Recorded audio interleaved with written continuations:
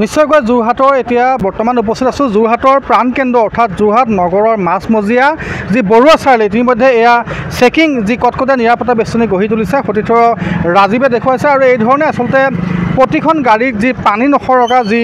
নাকা চেকিং ইতিমধ্যে গঢ়ি তুলিছে আৰু এই ধৰণে যোৰহাটৰ যি প্ৰশাসনে ইতিমধ্যে ব্যস্ত হৈ পৰিছে যিহেতু ৭৮ সংখ্যক যি স্বাধীনতা দিৱস আছিলে উদযাপনৰ পূৰ্বে ইতিমধ্যে সংযুক্ত মুক্তি বাহিনীয়ে অসমে এক প্ৰেছ বিবৃতি দিছিলে আৰু প্ৰেছ বিবৃতি দিয়াৰ পিছতে কিন্তু অসম আৰক্ষী এতিয়া ক্ষান্ত হোৱা নাই আৰু অসম আৰক্ষী ইতিমধ্যে সষ্টম হৈ তুলিছে যোৰহাটৰ প্ৰতিটো কোণতে এতিয়া নগৰৰ মাজমজিয়াত এই ধৰণে নাকা চেকিং গঢ়ি তোলা দেখা পোৱা গৈছে এয়া হৈছে যোৰহাটৰ যি নিশা এতিয়া 11 বজাৰ এয়া পৰিৱেশ আৰু ইতিমধ্যে ৰাতি 11 বজাত এই ধৰণে আচলতে যোৰহাটৰ যি প্ৰাণকেন্দ্ৰ স্বৰূপ আচলতে বৰুৱা চাৰিআলি আৰু বৰুৱা চাৰিআলি ইতিমধ্যে এয়া নাকা চেকিং যি তেওঁলোকে যোৰহাটৰ আৰক্ষী প্ৰশাসনে ইতিমধ্যে সষ্টম হৈ থকা দেখা পোৱা গৈছে আমি আৰু এয়া যোৰহাটৰ প্ৰাণকেন্দ্ৰ এয়া হৈছে এই ধৰণে আচলতে প্ৰতিখন গাড়ীকে এইধৰণে তেওঁলোকে ৰাখিছে আৰু নাকা চেকিং তেওঁলোকে গঢ়ি তুলিছে প্ৰতিখন গাড়ী তেওঁলোকে ডিকি চেক কৰিছে আৰু এই ধৰণে আচলতে যোৰহাটৰ যি প্ৰশাসন ইতিমধ্যে সষ্টম হৈ তোলা দেখা পোৱা গৈছে এয়া যোৰহাটৰ যি প্ৰাণকেন্দ্ৰ স্বৰূপ আচলতে বৰুৱা চাৰিআলি আৰু বৰুৱা চাৰিআলিৰ ওচৰতে এই ধৰণে আচলতে নাকা চেকিং প্ৰতিখন গাড়ী ইতিমধ্যে দেখা পোৱা গৈছে আৰু এই ধৰণে প্ৰতিখন ডিকি খুলি ইতিমধ্যে তেওঁলোকে চাইছে আচলতে তন্নতন্নকৈ পৰীক্ষা কৰিছে খুব সাৱধানে আচলতে পৰীক্ষা নিৰীক্ষা কৰিছে কিয়নো সংযুক্ত মুক্তি বাহিনী আচলতে যি ধৰণৰ এক স্বাধীনতা দিৱস বৰ্জনৰ কাৰণে যি আচলতে প্ৰেছ বিবৃতি দিছে তাৰ পিছত কিন্তু যোৰহাটৰ আৰক্ষী প্ৰশাসন সষ্টম হৈ তুলিছে ইয়াৰ নিশা 11 বজাৰ আচলতে দৃশ্য আৰু এই ধৰণে আচলতে প্ৰতিখন গাড়ী তেওঁলোকে কটকটীয়া যি নিৰাপত্তা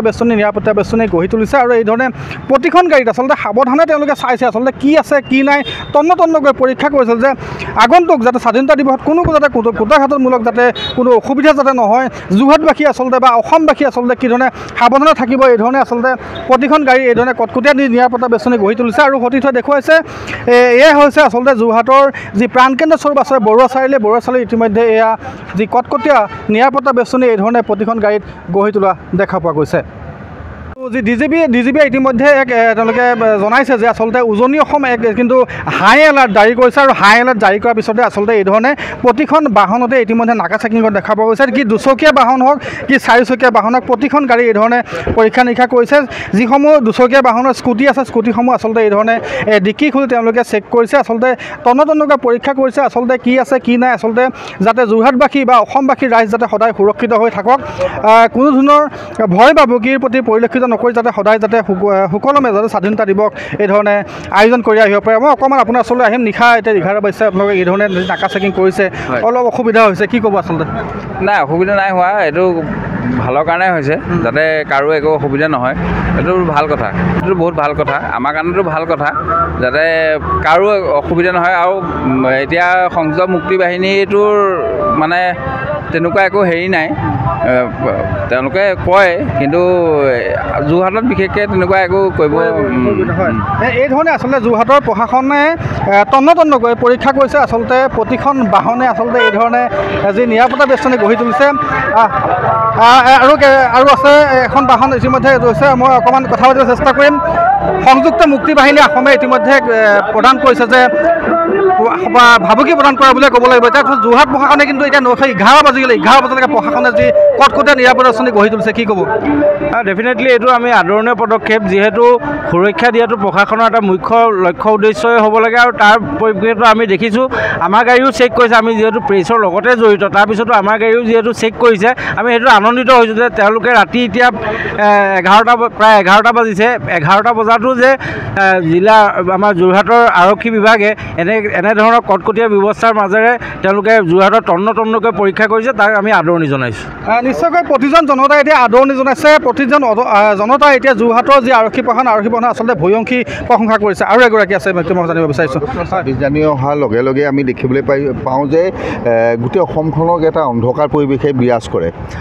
ইয়াৰ মূল কাৰণ হৈছে যে আমাৰ উগ্ৰপন্থী সংগঠনৰ এই 15 আগষ্ট আৰু 26 জানুৱাৰীটো বয়কট কৰে তেওঁলোকে আৰু কিন্তু আজি সেই পৰিৱেশটো আমি দেখা নাই বা বহু বছৰ ধৰি আমি দেখিব যে তেনেকুৱা ধৰণৰ আচলতে উগ্ৰপন্থী সংগঠনসমূহে তেনেকুৱা দুষ্কাৰ্য চলোৱা নাই তথাপিও আৰক্ষী প্ৰশাসনসমূহে তেওঁলোকৰ তেওঁলোকৰ যিখিনি কৰ্ম কৰি গৈছে আৰু ৰাইজে যোৰহাটবাসী ৰাইজে বিশেষকৈ তেওঁলোকক সহযোগিতা কৰিছে আৰু সহযোগিতা কৰিবও লাগে। আমি ভাল পাইছোঁ সেইটো কথা যে আৰক্ষী বিভাগ সষ্টম হৈ আছে বা বিভিন্ন ধৰণৰ গাড়ী মটৰসমূহ চেকিং কৰিছে, কাৰণ মানুহৰ জীৱনৰ ৰক্ষণাবেক্ষণৰ দায়িত্ব তেওঁলোকৰ ওচৰত আছে। আৰু আমি উগ্ৰপন্থী সংগঠনসকললৈও মানে আপোনালোকৰ চেনেলৰ মাধ্যমে অনুৰোধ জনাইছোঁ, তেওঁলোকে যাতে মূল খুঁটিলে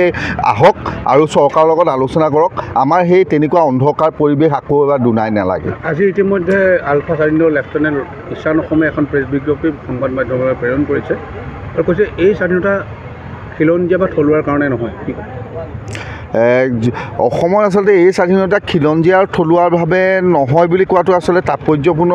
কথা, কাৰণ এই স্বাধীনতা আচলতে কাৰ কাৰণে বিচাৰিছে, য'ত নেকি অসমৰ গৰিষ্ঠ সংখ্যক মানুহে কিন্তু ভাৰতবৰ্ষৰ লগতে অসমখন থকাটো বিচাৰে। আৰু তেনেকুৱা এটা ক্ষেত্ৰত আচলতে সমগ্ৰ অসমৰ এই ৰাইজৰ জনমতৰ ওপৰত তেওঁলোকে সন্মান জনাই মূল সুঁতিলৈ উভতি আহি আলোচনাৰ মাধ্যমে তেওঁলোকৰ বিভিন্ন বা অসমৰ সমস্যাসমূহ সমাধান কৰাটো আমি বিচাৰোঁ। এয়া আচলতে যি যোৰহাটৰ যি জনতা, যোৰহাটৰ যি ইতিমধ্যে সচেতন যিসকল লোক ইতিমধ্যে সেয়া তেওঁলোকে জনালে যে আচলতে সংযুক্ত মুক্তি বাহিনী অসমে যে অসমৰ জনগণৰ লগত থাকক আৰু অসমৰ জনগণৰ স্বাৰ্থত তেওঁলোকে যাতে মূল সুঁতিলৈ ঘূৰি আহক আৰু এই ধৰণে যে অসমক সকলো খিলঞ্জীয়া লোকৰ লগত থাকি যাতে দেশখন সুচাৰুৰূপে চলাই নিয়াত সহায় কৰে। এনি ভাৰত 24ৰ প্ৰথম প্ৰয়াস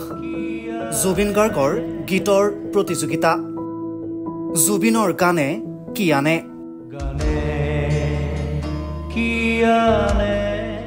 অডিশ্যনৰ বাবে যোগাযোগ কৰক 8638661821 আৰু 8812831556 নম্বৰত। এনি ভাৰত 24 উদ্যোগত এটা নতুন সংগীতৰ প্ৰতিযোগিতা আয়োজন কৰা হৈছে, য'ত মোৰ গানৰ প্ৰতিযোগিতা হ'ব। আপোনালোকে তাত প্ৰতিযোগী হিচাপে আহিবলৈ পাৰিব আৰু মোৰ ফালৰ পৰা আন্তৰিক শুভকামনা জনাইছোঁ। আৰু অনুষ্ঠানটোৰ নাম হৈছে গানে কি আনে। সকলোকে মৰম জনাইছোঁ, সকলোৱে আহক, ইয়াত অংশগ্ৰহণ কৰক। Thank you very much. Love you. নমস্কাৰ, মই কুমাৰ ভৱেশ। এনি ভাৰত 24-এ এটা ৰিয়েলিটি শ্ব'ৰ আয়োজন কৰিছে আৰু এই শ্ব'টিৰ নাম হ'ল জুবিনৰ গানে কি আনে। এনি ভাৰত 24লৈ মোৰ শুভকামনা থাকিল আৰু আপোনালোকক অনুৰোধ জনাইছোঁ এই অনুষ্ঠানটিলৈ আহক আৰু সহযোগিতা আগবঢ়াওক। ধন্যবাদ।